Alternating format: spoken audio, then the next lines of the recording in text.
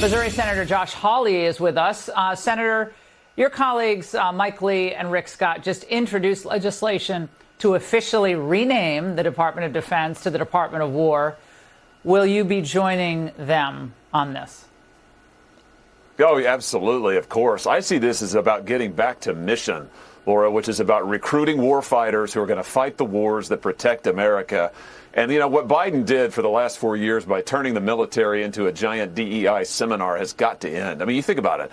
They were conducting transgender surgeries in the military and military facilities. We were paying for abortions for military members, service members, who knows who else that we're getting this kind of funding for these kind of projects. It's outrageous. It's totally outrageous. They should be defending America. To me, that's what this is all about. I welcome the change. This idea that we have to interpret this somehow as diplomacy is out, soft power is out. Respond to that, because that is the drumbeat we've heard all day long. Well, this is why we have the Department of State, as you pointed out just a moment ago. I mean, this is why we have Marco Rubio and whole teams of ambassadors all across the world who are doing a great job. And of course, as you also said, the president is a skilled negotiator. He loves to negotiate. He's done it already to great effect in his first few months of this second term. So listen, the idea that we're not going to negotiate is ridiculous. But here's the thing. You have to have a credible threat in order to make the negotiations real. And people need to fear the United States again. They need to see that we have the most lethal military on the face of the earth, and that when we make a threat, we're serious about it. I think Trump is demonstrating that. I think this change is going to put a fine point on it. Now, Adam Kinzinger is not happy about this name change, Senator. Watch this.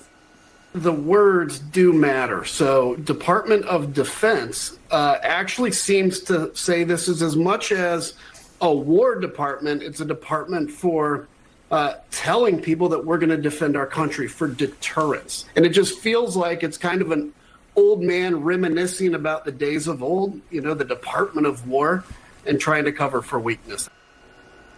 So weakness, Senator, and this is just like nostalgia for a time that's long past. And your reaction?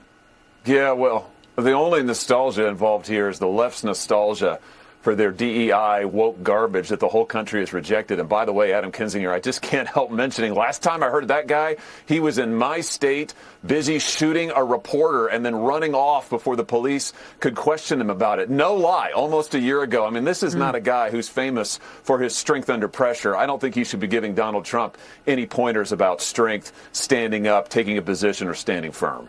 Now, Senator, on to another topic. Chris Van Hollen is known for making Kilmar Abrego Garcia his #1 issue. Remember, he flew down there to the Supermax prison and so forth. But I think he has a new set of constituents now, the Venezuelan cartel members. Watch this. What this was an extrajudicial killing, pure and simple. It was illegal. We only have the Trump administration's word to take for who was on that boat. But even if they were right, we're not in a war with Venezuela. Even people on this boat, we don't know exactly who they are. And presidents should not just be ordering a hit. Your response to your colleague, is the administration on shaky legal ground? They seem very upset that drug traffickers are dead. Yeah, exactly. I mean, they want the drug traffickers here in America. That's what Biden did for the last 4 years. Listen, I mean, here's a stark contrast in approaches. Trump is calling the Defense Department the Department of War.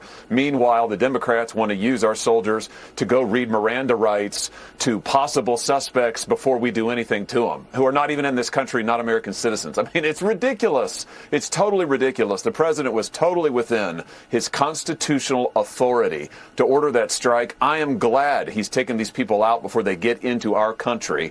And I have to tell you, Laura, once again, he's demonstrating strength. Well, I guess he should have let them into the country, processed them, and heard their credible fear claims, and then released them into the country and give them a notice to appear for 8 years. That would have made Van Hollen very happy. Hey, Senator, it's great to see you. It's been a while. Thanks so much.